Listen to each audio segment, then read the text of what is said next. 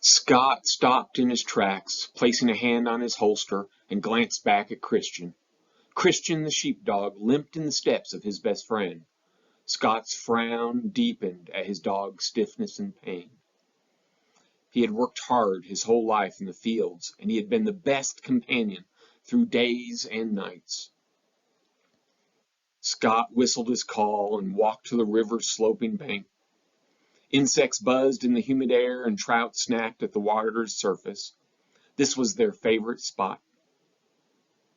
When he sat beside his boots, Scott withdrew his Colt and gifted mercy.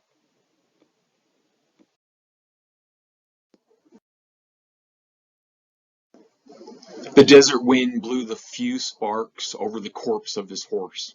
He strummed his 6 strings and mumbled the words to my horse, my friend. Remembering him as a fold and the lifetime together, he wanted enough fire to boil. The darkness of the night held hands with the bleakness of the scape, with only high cactus holding up the horizon. Whiskers coughed blood and spat a wad into the smoldering before stopping his fingers. Leaning forward, he laid to rest his guitar on the charcoal, offering burial and resurrection. The sparks found fuel and life to live again.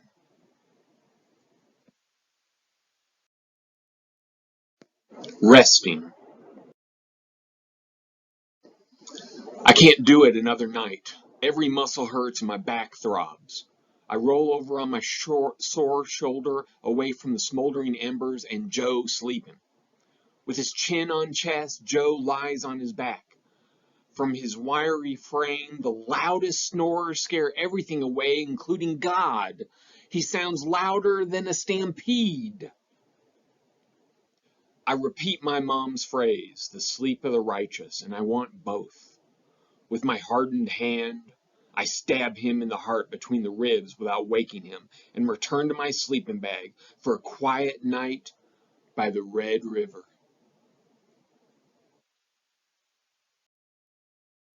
Tradition.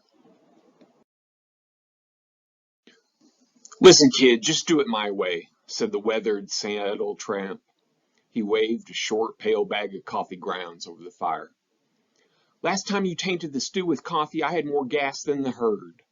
The youngest raised his tender hands in protest, squatting near the pot with his bent back to the herd. Colorado chili is better that way. Don't you know nothing? He glanced at the cow, standing behind the new hill. I wonder if she knows her calf is the fresh beef. He questioned if killing the young was always the better path.